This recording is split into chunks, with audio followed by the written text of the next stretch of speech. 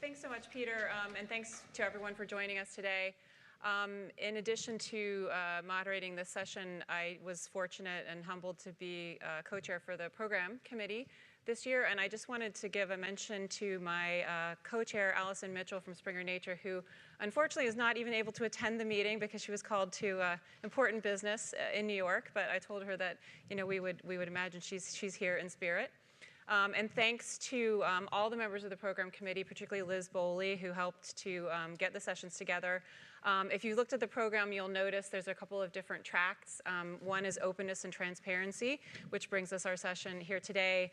The others are researchers and ethics and business models and technology. So I hope that you will find something of interest along those different tracks. So we decided today that we would actually present this session in a little bit of a roundtable format so it could be as interactive as possible.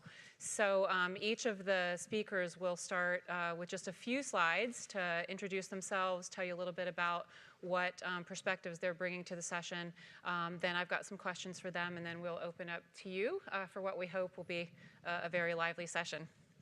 So let's get started immediately to my left here with Stephen Hill. Take it away, Stephen.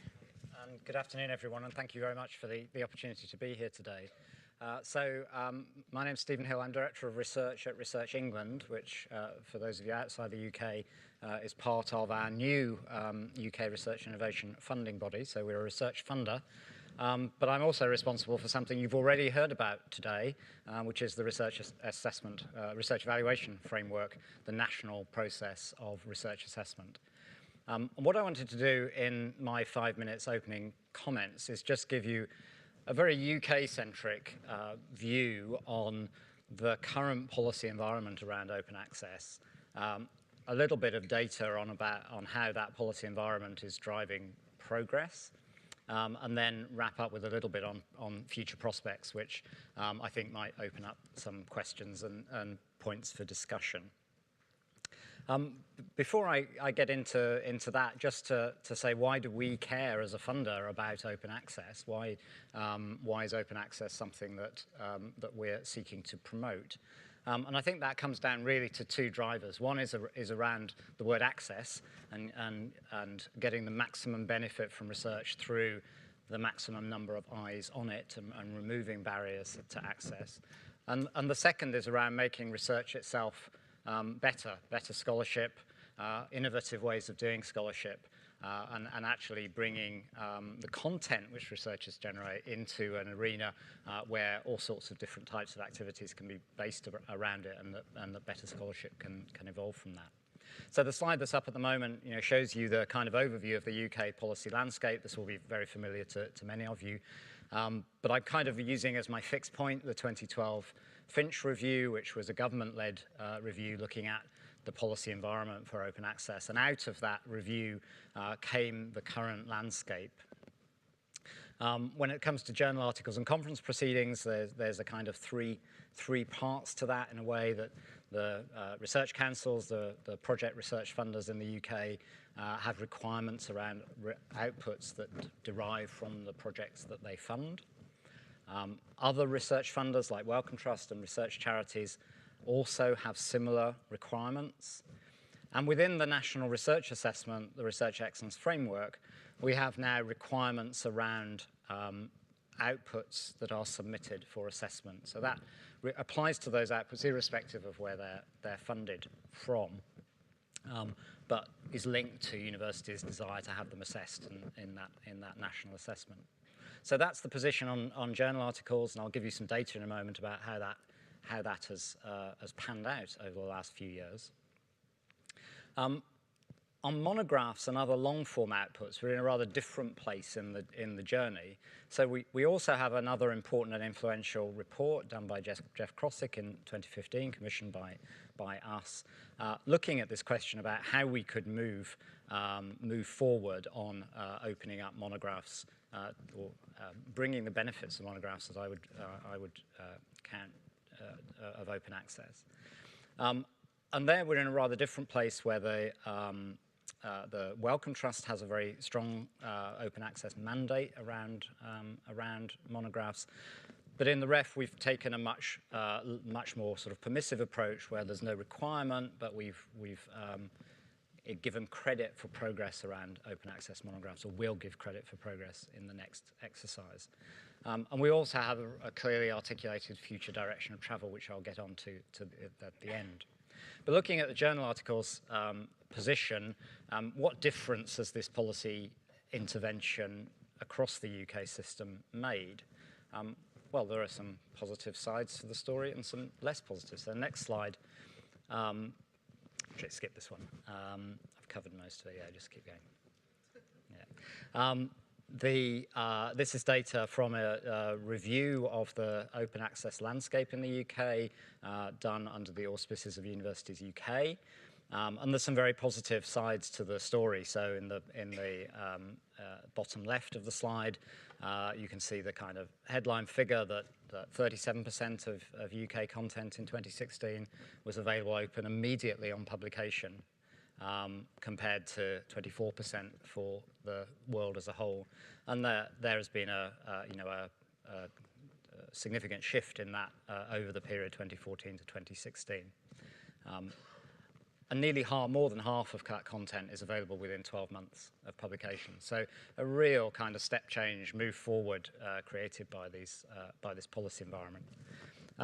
But it's come at a cost, and so the top right-hand chart shows you the total expenditure on scholarly publishing in UK universities across a 4-year period, with the large blue bars being subscription costs and the smaller bars above being APCs. And you can see that transformation between 2014 and 2016 has come at a considerable increase in costs.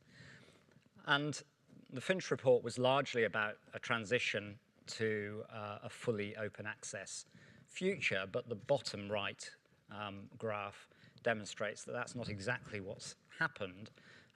It shows you the changes in business models of journals that UK authors publish in, with a big reduction in the number of subscription journals, but largely those journals switching to hybrid option, and a relatively small increase in the number of fully OA journals. So a mixed picture, an increase in access, but at some cost, and not, I don't think, a transition to a fully OA world.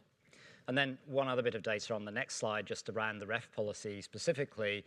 We carried out some analysis last year with universities to ask them about their progress towards the policy requirements in the ref. It's again a relatively positive picture for the first year of the policy. 61% of eligible outputs meeting the requirement, 20% of outputs having a valid exception, and the vast majority of those that are relating to a deposit exception for gold OA content. So again, positive evidence of a transition, and the policies doing what they're meant to do. So where are we heading in the future? Well, I think, next slide, please. We are reaching a kind of turning point in terms of the open access discussion in the UK, I think.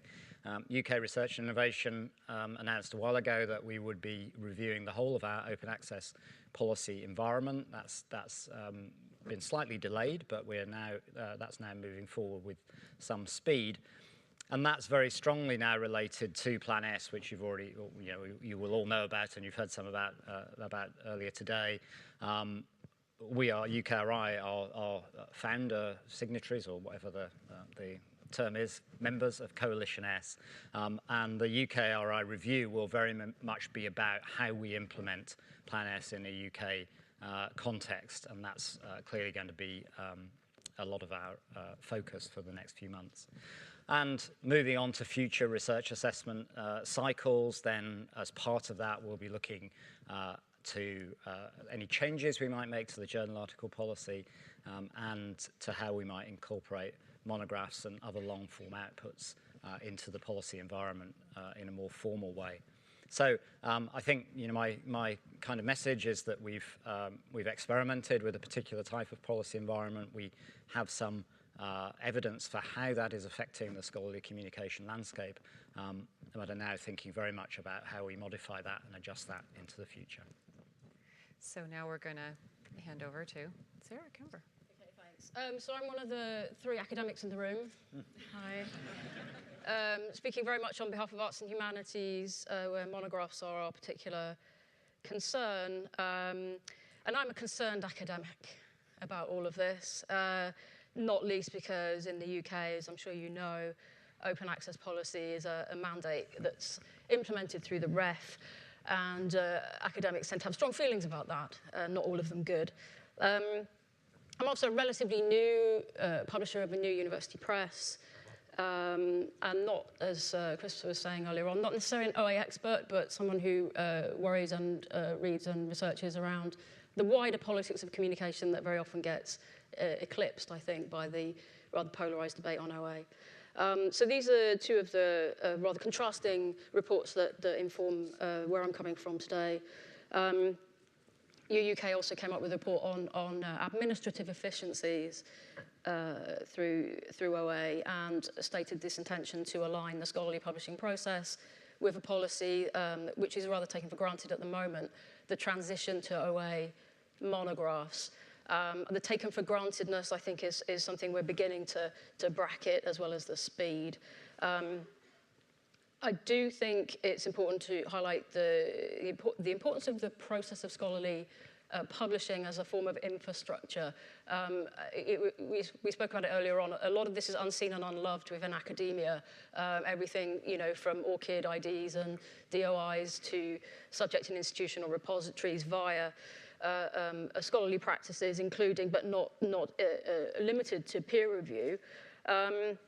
I think given the push towards OA monographs, we really need to make more of that infrastructure known, visible and debatable within the academy. I'm not sure that it's entirely academics' responsibility. I think literacy works both ways, generally speaking. I'm a little bit concerned about some of the tacit acceptances in the debate, that, for example, open access is necessarily the solution to the problem of scholarly publishing, at least when that is retrospectively characterized as not necessarily in the public good. We do and we can debate that in relationship to some of the larger commercial publishers, but we really need to distinguish between those and scholar-led and university presses. It's a very, very different matter, and I think some of those differences are overlooked, and that's problematic. Again, very often OA is seen to be the saviour of the academic monograph, but again, I worry when that is retrospectively caricatured as a rather static and known thing. What is the monograph? We do keep asking that question. I'm not sure that we're ever answering it. I think we kind of fall back on the idea of it's 80 to 100,000 words, text-based and boring. In some cases, that may be true, but if we could have a look at the other slide, the next slide. We also have things like this. We have the history of the art book. We have the history of feminist publishing to take into account. And arguably, if you ever did anything called critical theory, books were never static, but we could come to that later.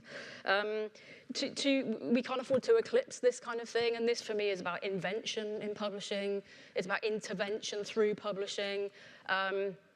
Sometimes I worry that those ideas about invention and intervention get flattened out in the notion of innovation, and that carries with it a sort of market competition idea and a disruption idea. We need to bear in mind that open access might actually threaten the monograph rather than save it, because of these rising subscription costs, hybrid journals, big deals, etc. Tying up library budgets, and I think if Plan S is going to get rolled out and become applicable to monographs, I think we really need to see it in relationship to budgets for monographs. The book at the moment is Stephen's written a piece on decoupling the book into its various kind of services and factors. We're disaggregating the book through separately marketable chapters at the moment. So I'm not sure where the book actually holds together as a concept in all of that. And in the UK, we do have at the moment a lot of concern around the lack of a convincing business model to support gold OA monographs. It's getting a bit late in the day to make a point like this, but I think it's still important to academics to challenge some of the assumptions on which OA policy is based, some of the narratives on which it's based. Sometimes things are a little flat. We talk about the reading experience as if it were equivalent to download data. I think we need to be careful about that. I think we need to be very careful about conflating access and accessibility and claiming that OA necessarily solves problems of diversity, which you could equally well say that it maintains.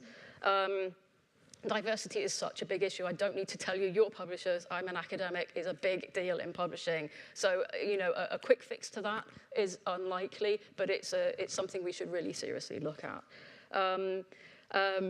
The narratives of crisis that come thick and fast, and the crisis of the monograph, we've had crisis in copyright, in access, in teaching. There was always a crisis in pedagogy in the university. I worry about these as ways of legitimizing reforms and disruptions of the academy as well as of publishing. So I think I'm saying that the disruption of publishing is too generic, too fixated on commercial journal publishers, and increasingly a factor of interventions and restructurings of the academy. Academics are good at the why question, so here's the why question. Do we know why we are transiting away from journals to books, from STEM to arts and humanities, when the model doesn't flip over completely, that it might come with so many exceptions, it might not work as a model? We need to bear in mind something that a sociologist here called John Holmwood has argued, how powerful the language of openness is and how persuasive it is, and why would we be closed when we could be open? There's all of that. But there's also policy underlining that, and sometimes that policy, and in the UK I feel this policy is the case, it's about regulation. There are increasingly constraints on academic freedom here. There's an element of cost cutting, there's an element of tech efficiency coming in, as well as privatization. I think, again, solutionism through tech, I think, is a big deal right across the cultural spectrum at the moment. Publishing is no exception. Is OA necessarily a solution to a pre-existing problem, or is it one of those tech-type solutions that has, in a sense, found its problem? And, you know, I say the tech industry does very much work like this as a whole. And the industry is now moving into publishing, as we know, and solving some of the problems attendant on OA, discoverability, distribution, preservation, repositories, and so on. How aware are we of private providers coming in to an infrastructure that should be arguably publicly owned and situated in the academy? A lot of us were at the UP Redux conference in February, and I was saying then that I do very much support the growth of new initiatives, of scholar-led presses, of university presses. Goldsmiths is one of them. Some OA platforms, some extended book platforms, but not necessarily because it creates an open market of self-funding enterprises that's driving up competition and driving up efficiency and driving down costs. I think there's another way of looking at this in terms of preserving this idea of invention in publishing, for example, through publishing networks that are, you know, publicly funded still, rooted in the academy, and about arts and humanities as much as STEM. I worry that the drift towards increasingly or fully tech-based publishing is capturing an ideology of automation. If you could just flip through, I think perhaps to the next one, is capturing this ideology of automation. So we talk about automating reviewer selection. We talk about perhaps automating reviewing itself. Is that workable in STEM? Is it workable in arts and humanities? You know, it's offering to make scholarship systematic, and I think that arts and humanities scholars might have some feelings about that, and to make publishing relatively apolitical or machinic.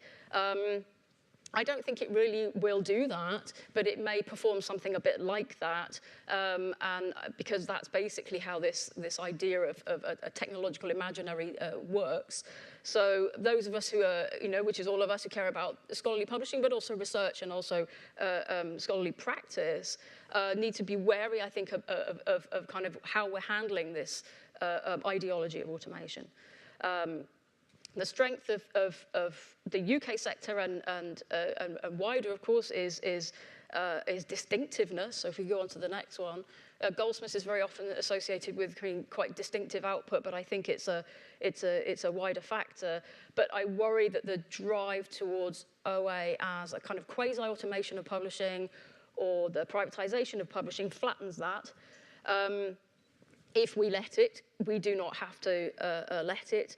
I don't think there is a kind of one-size-fits-all. I think we can add OA to emerging and existing publishing models, including in monographs, without seeing it as a one-size-fits-all substitution or solution, etc.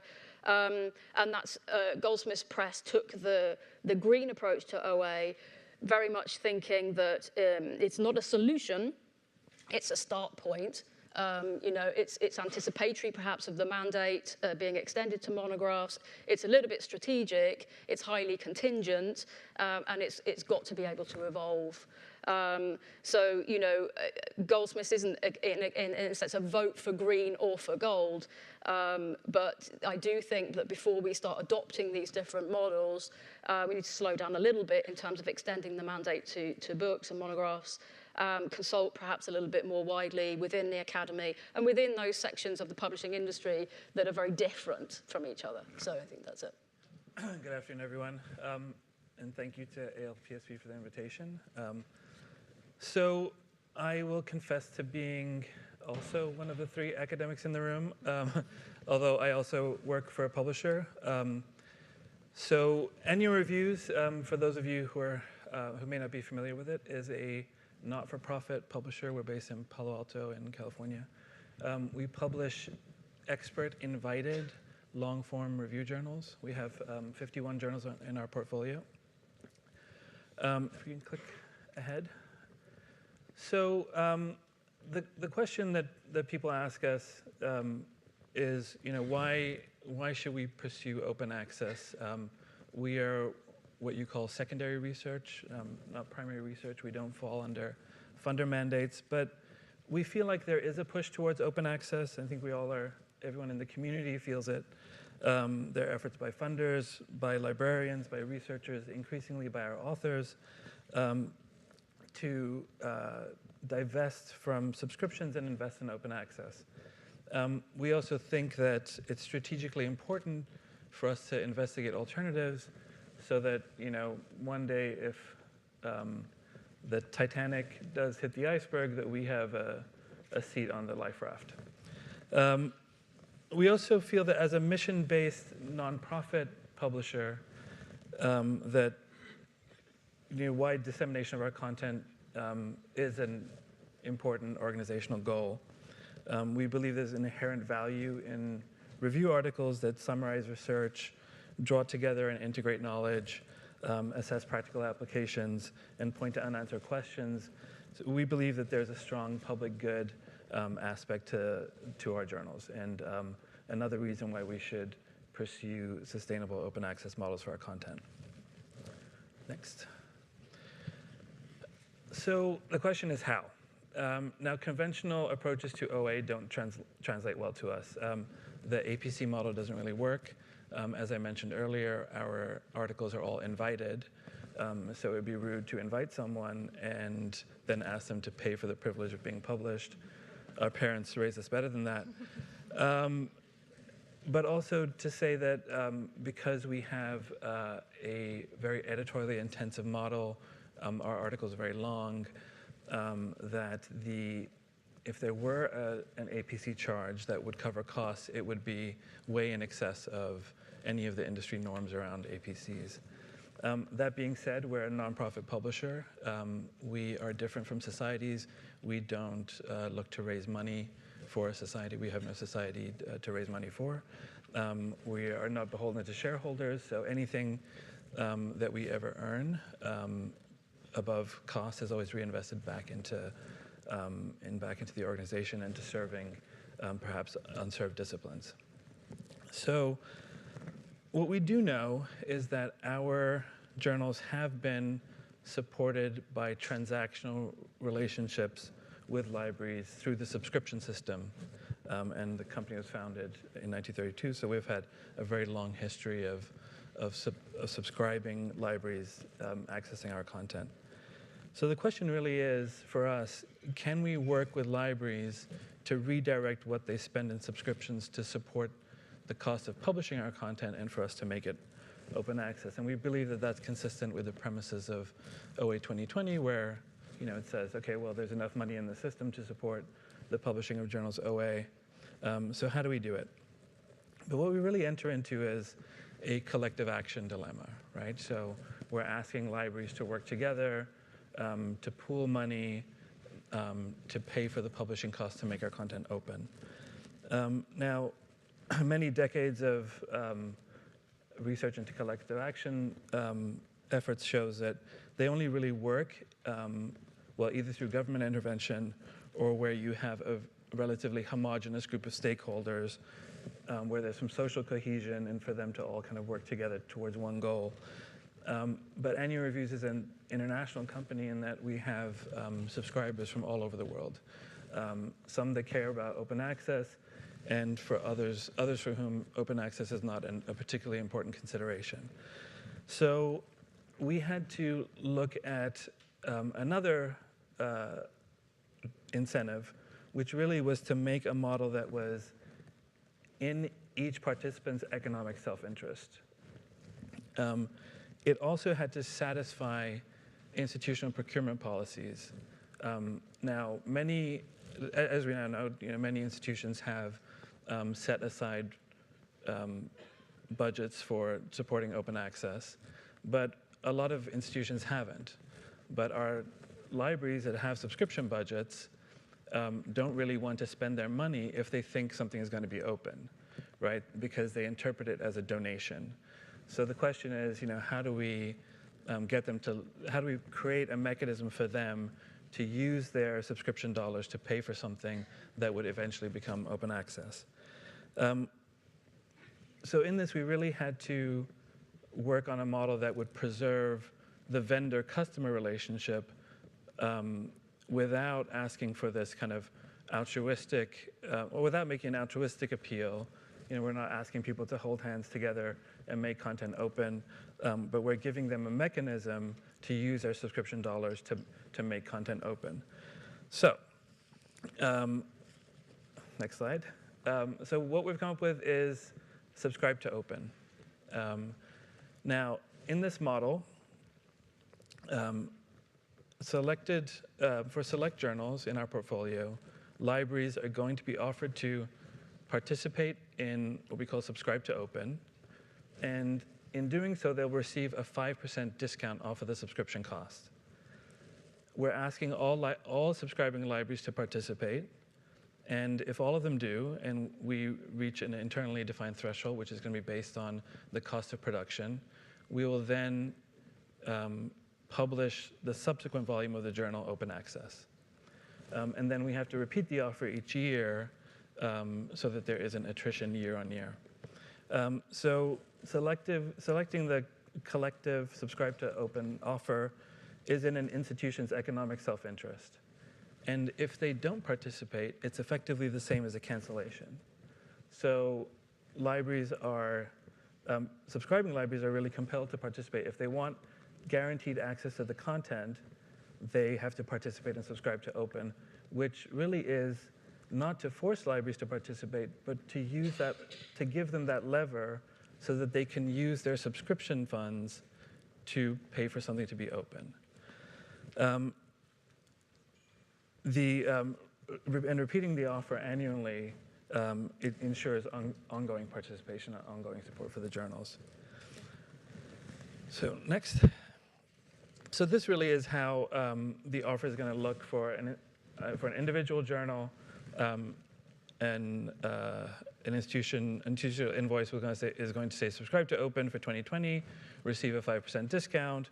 We understand that open access will only be guaranteed if all subscribers participate, and we will receive a 5% discount even if the content remains gated. So even if we don't reach the threshold, those libraries that committed to subscribe to open would still receive that discount. And if for whatever reason we don't reach the threshold, those institutions that paid or that participated will get content. The journal won't be flipped to open, and then we'll repeat the offer next year. And it's similar for, in a collection, we'll calculate the percentage discount that collection subscribers would receive on the journals that are in the Subscribe to Open program. So in closing, I think this is the last one. I think other members of the panel have also mentioned that there's no one solution, no one model that is going to help transition everything to being open. We believe that we need a diversity of approaches. The predominant APC model works, but only in select contexts, in specific disciplines, and it doesn't support all kinds of publications or publications in all disciplines, particularly in the social sciences and humanities as well. So the other benefit to this approach is that we believe it leverages the existing economics, workflows, mechanics, and relationships of the subscription system, but just changing the outcome, which is open access. Hi, everyone. Thank you for having me here. I'm here from Emory University, which is in Atlanta, Georgia, for those who may not be familiar. It's a research university of about 15,000 students, 9 colleges. I'm seated in the Emory College of Arts and Sciences, and I was hired in February 2017 to help implement a Mellon-funded experiment in supporting faculty with their digital monographs, which are also open access, but I'm making a little bit of a distinction there, which I'll explain a little bit as we go forward. Thanks. So the grant began in July 2016, so we're at about the midway point now. And I think it's really important to note that the big grant that we have is actually based on an earlier planning grant, which convened a working group at Emory in 2014-2015 of about 14 faculty members who spent the academic year discussing digital publishing and open access and what that would mean for them on campus, brought in some speakers, did a lot of reading, and out of that came a white paper, which was published in the Journal of Electronic Publishing in fall 2015. It's authored by Michael Elliott, who's the director of this Mellon project, and he's also currently Dean of the College of Arts and Science. And in this article, it sort of outlined their key findings, including the concern over a crisis in monograph publishing, mainly to do with those disciplinary areas that were shrinking, they're having difficulty finding outlets for publishing. But the core of the article was really maintaining the importance of the monograph and to define that the way that we're thinking of it at Emory, as opposed to word count necessarily, is a long-form argument, that the importance of the long-form argument to humanities scholarship has to be maintained. So something longer than a journal article, but we don't specify necessarily that it's a word count or that it's a single author. There's so many different definitions of what a monograph is floating around, but we're thinking of it very much as a long-form argument. So, the things that dissertations get turned into, ultimately. And so the article proposes a new publishing model that is open access and with institutional-based funding. And I meant to have another bullet point there, but it also, I think, really encourages a kind of openness to new forms of scholarly publication and communication within the monograph, so opening it up beyond sort of a traditional book structure. So there's 2 key objectives, really, to we're calling it the Digital Publishing in the Humanities initiative on campus. This is the little website that we launched. And so there's 2 key objectives, but I'm going to privilege this one a little bit first, which is to encourage conversations about open access and digital publishing across Emory's humanities and humanistic social sciences community. And the reason for that is that this is such new territory. Many faculty are just now in the humanities especially becoming acquainted with the idea of open access, much less green, much less gold, much less everything else. What that is and how it can pertain to them, how it could affect their scholarship, why they would want to even consider publishing in this way. And then there's also the aspect of digital publishing, which which I would differentiate to say that can be where there's experimentation in scholarly form. So I think a very important part of the way we're approaching this, it was built into the grant narrative, is that we're relying on partnerships among different units on campus that faculty already know and trust. I am seated at the Humanities Center on campus, the Fox Center for Humanistic Inquiry. This is a very traditional humanities center, residential fellows who get a year's leave in literally an office with a door, and they're expected to just finish their manuscripts. There's no phone in their office. You know, there's nothing, there's Wi-Fi, but there's nothing else digital about the Fox Center. And so this is sort of its first foray into anything resembling the digital humanities. And the second major partner is a center called the Center for Faculty Development and Excellence, which is based out of the Provost's office. And this center has a long history of working with authors, doing manuscript development workshops, helping them write proposals to publishers, helping them write grant proposals, so kind of working with faculty in the early stages of their research development. And then there's the Emory Center for Digital Scholarship, not surprisingly. So this is our Digital Scholarship Center, which is very much research and development driven. They like to experiment, and when a faculty member has an idea or just wants to learn something new about digital humanities tools, that's where they go.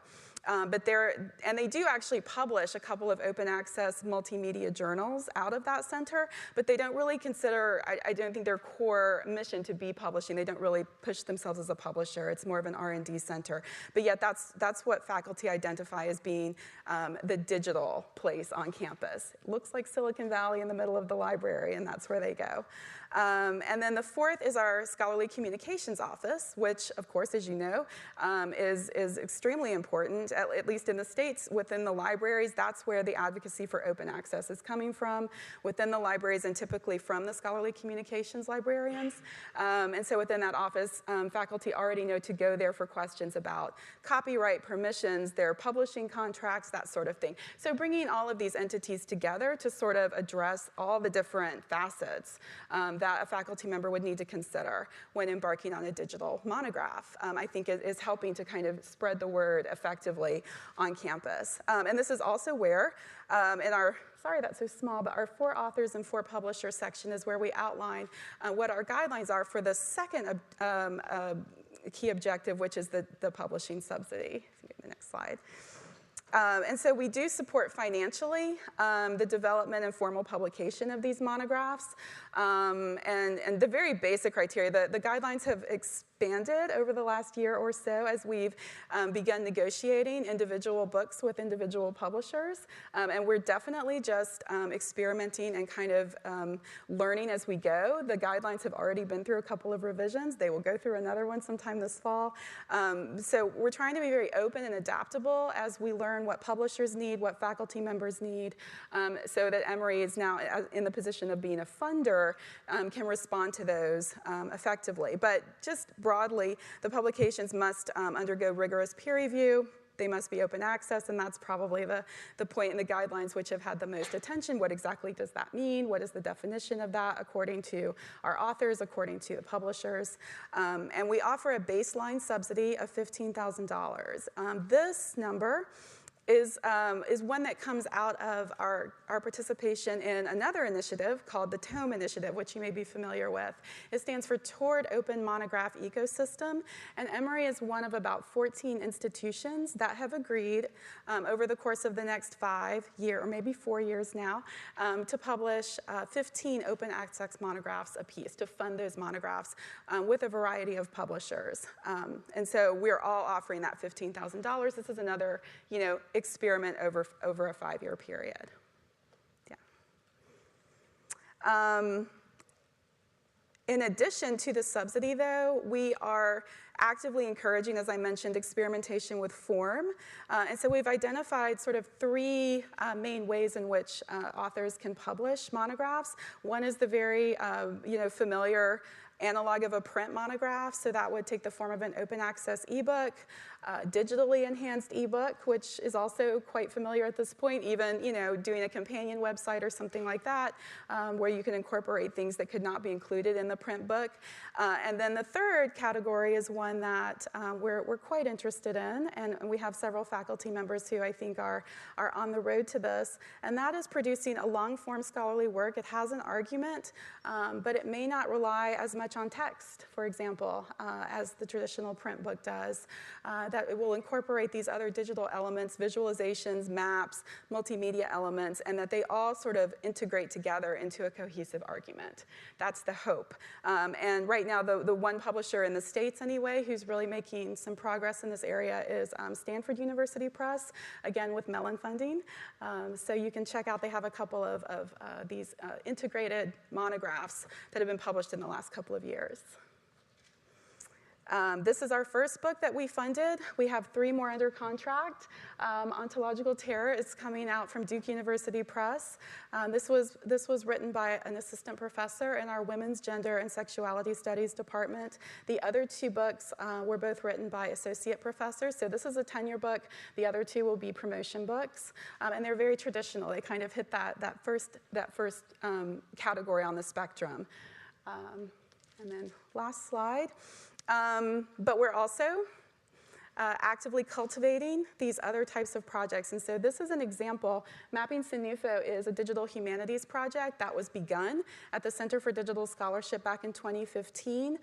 The author of this is now actively working to take what she learned from creating this project and sort of morphing that into what we hope will be a digital monograph that can be ready for formal publication and count toward her promotion eventually. And so in doing that, what we're really focusing on for this next academic year are what we're calling scholarship development workshops as opposed to manuscript development workshops, where we're trying to create a structure, especially for the very early stages, prior to even a publishing contract, to help authors figure out how to put these things together, because it's not easy. As one faculty member expressed it, he's written several books, and he said, I know when it's time, when I've finished my research, I know when it's time to go write a book. I know when it's time to actually start the composition process, and I know how to do that.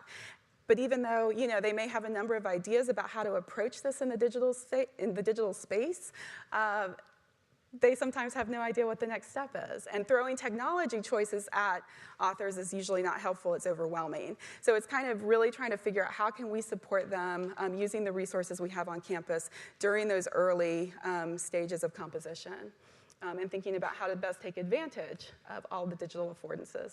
So, thanks. Great. Thanks. That was a really great overview. And as I'm hearing the presentations, I'm thinking about some common threads between them.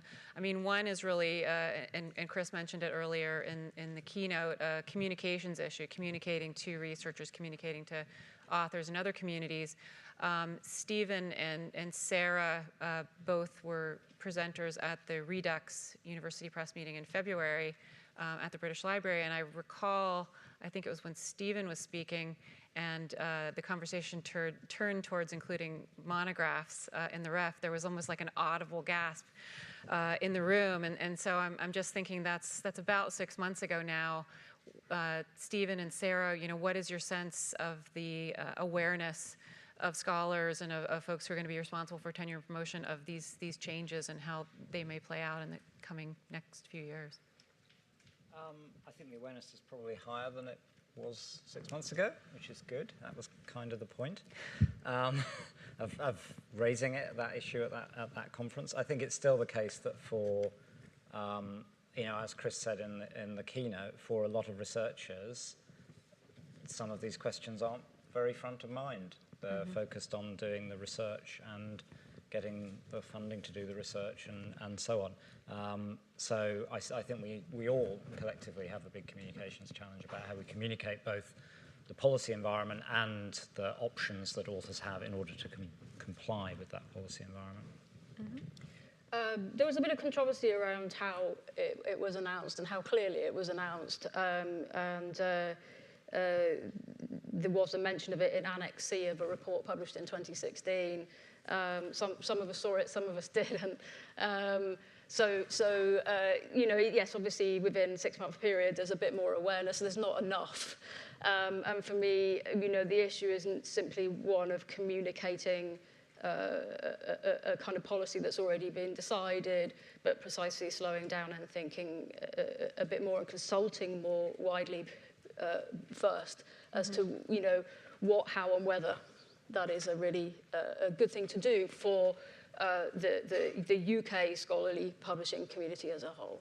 Mm-hmm. And to bring Sarah in a little bit, I'm a historian originally, and I know that a lot of the folks that I went to graduate school with are really new to the concept of open access. And while they're probably not mandated to think first and foremost of that type of publication, when you speak with faculty, is it just the early adopters that are knocking on the door? Is it people who are like, I'm confused? What are those conversations like?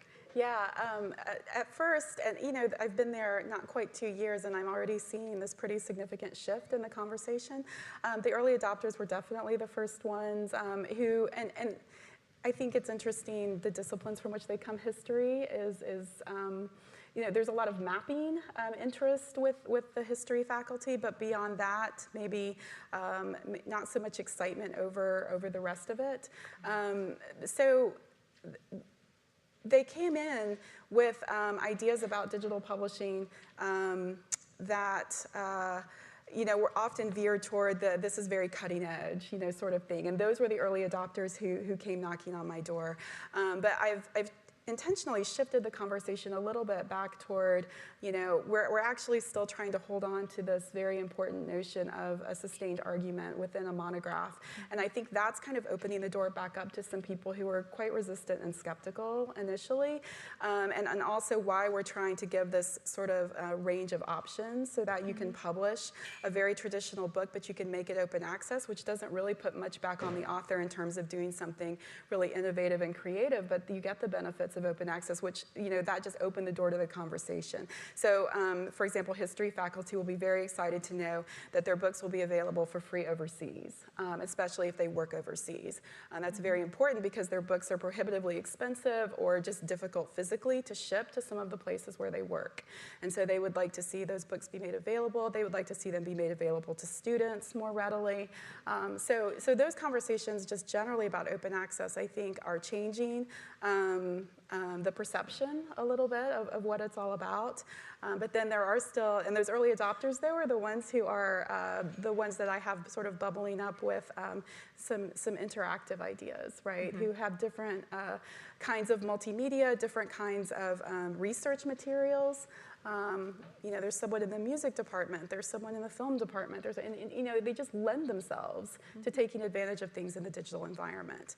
And so it's becoming, I think, a little more inclusive than it was in those first few months, where announcements of the grant tended toward the, this is radical cutting edge kind of stuff. And it's like, well, it is, but it isn't. So. And sticking with that communication theme just a little bit, Kamran, when this idea about subscribe to open came up, at what point and to what degree, was it communicated before even going out to the libraries to the folks in charge of the different journals, and how did that conversation go in terms of the mission-driven aspect of the organization? So I'll say that we are right at the start of the process right now. So. Just about a week ago, we decided which journals would be included for 2020. So we're in the process now of reaching out to the editorial committees for the journals and letting them know. So it's early days right now. Yeah, we're still about 18 months away from full rollout of the program.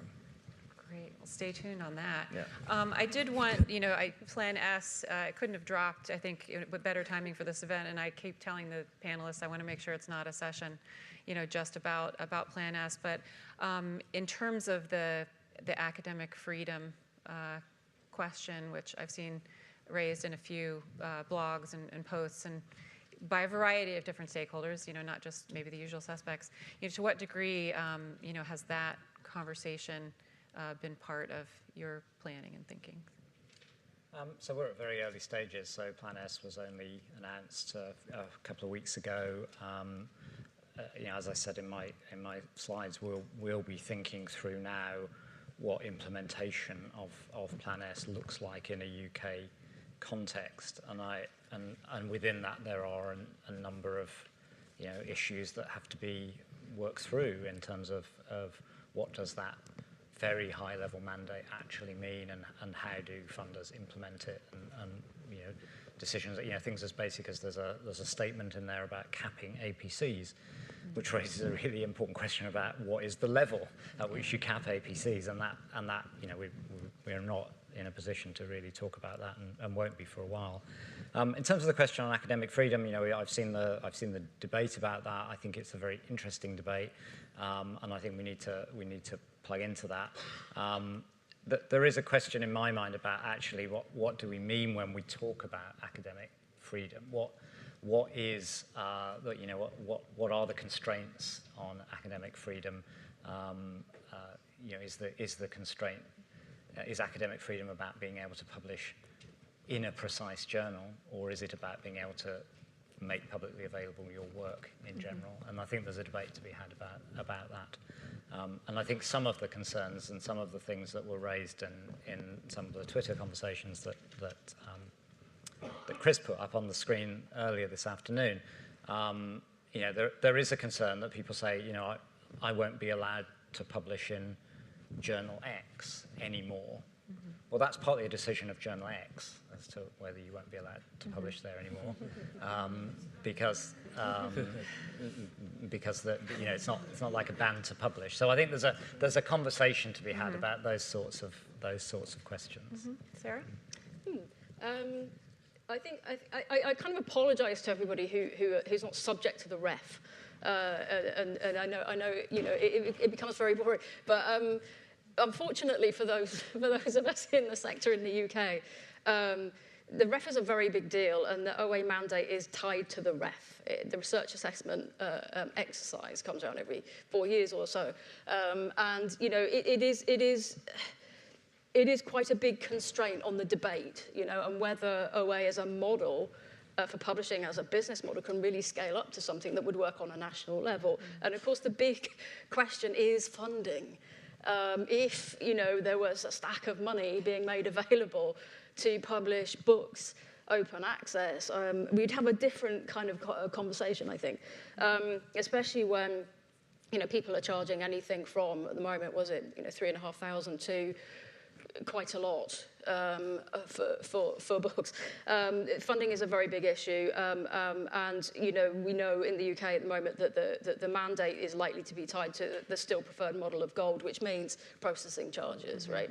And if that were the case, and I think we have to run through the scenario, if that were the case, what that would mean is, especially in the arts and humanities, like the most massive and catastrophic reduction in quantity, quality, and diversity of output, its concentration within the existing hierarchy of the UK AG sector. That's becoming a large part of the conversation, that only certain institutions would be able to afford to do this. And many would not, simply because the burden of cost is shifted to the institution and to the author. Similarly, if the green OA route is chosen, that's still very, very imperfect and would require quite a lot of investment. And the question is where is that money going to come from? Is it going to come from public funding or from private investment? And the loss of academic freedom, I have to say, the ref, much is made of compliance as stats, as evidence that this could work. I don't think those stats are evidence necessarily of a good policy, but of policymakers who have quite a big stick, and that is the ref. And I think that however big that stick is, it could very easily break over the loss of academic freedom, which has already been very highly constrained by the ref up until now, which has had a lot to say about what we publish and what we don't publish. To actually then turn around and say where we have to publish, I think is going to be a very big problem for a lot of us. I mean, for me, Plan S, I know it's only a plan, I know it's provisional, I know it's probably nothing in itself, but it signifies a hardening of a mandate that's really designed around commercial journal publishing and around STEM subjects, and it's indicative of policy, yes, in the EU as well as in the UK, that has completely lost sight of the arts and humanities and is pretty much an existential threat to them because of that. You know, yes, this threat can be tempered in all sorts of ways, and I really hope that it will be, partly by taking into account the distinctions within the publishing industry and the difference of scale between what we're talking about here. Yes, that really needs to be taken into account. I want to give Stephen just a chance to reply. I just want to say on the point about, you know, book processing charges, I think we have not set out what the shape of any policy requirement around monographs is, but you know, I think there's a really key principle for us that's linked to that, that's about providing an environment that's permissive to a range of business models and options. So there is no preferred option or mandated option. What we want is a policy environment that's open to a range of different business models that might include book processing charges in some cases, but might include green or other models. And I think also worth emphasizing, a really important point for books is that there remains a very, very strong demand for print copy for books, for academics. And there is quite good evidence that many open access book publishers make significant revenue from selling print copies alongside open access electronic copies. And that's a really important part of the ecosystem. And we need to make sure that that's preserved. Yeah, and I want to make sure we get time for a few audience questions, but I did have one more question for Kamran.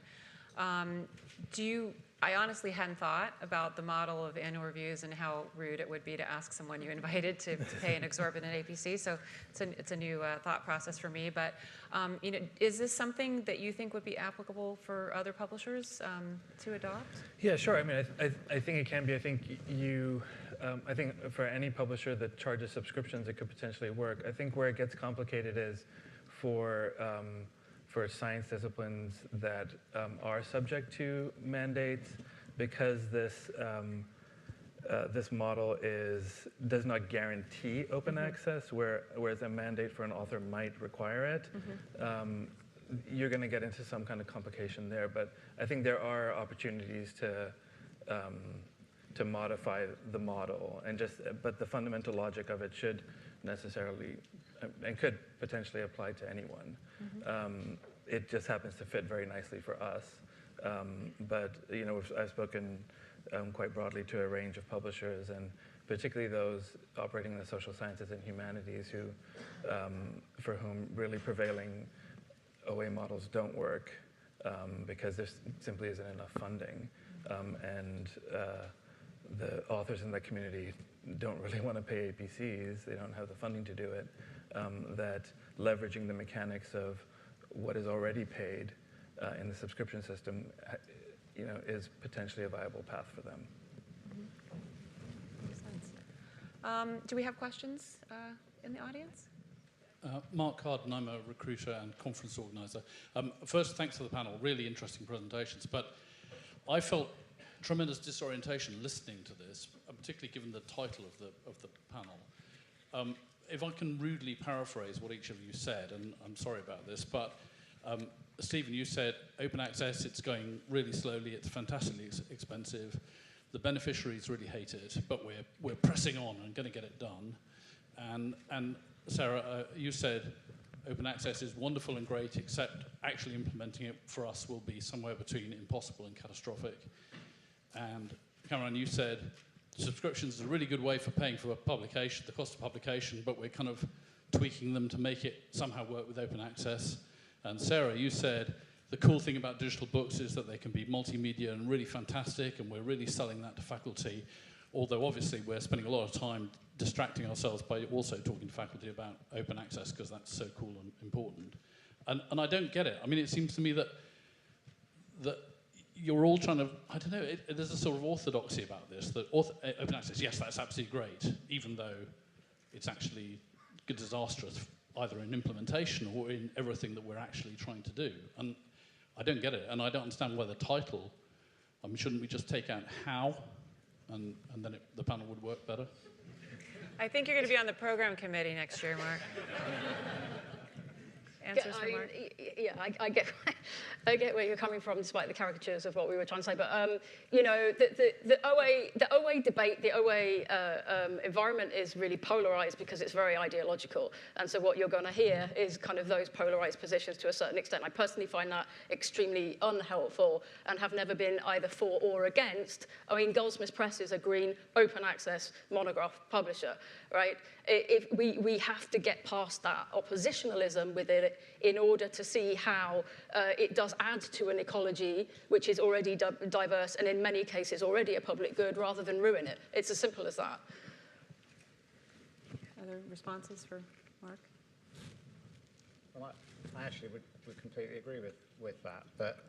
That there are huge amounts of, I think there are huge benefits to scholarship and therefore society from increasing access to scholarly content, and that we need to do that in ways that preserves the positives around quality control and peer review that we already have in the system, and that's the challenge.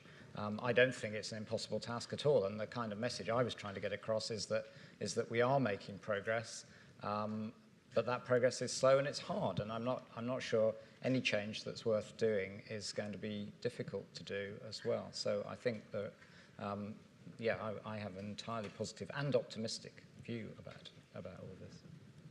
I think the main division there that remains, and I think that's true, that there are a lot of points where we can come together on this, is whether or to what extent the move towards OA keeps scholarly publishing linked to and situated within the academy, within the sector as a whole, and to what extent it becomes increasingly outsourced, broken up, and privatized.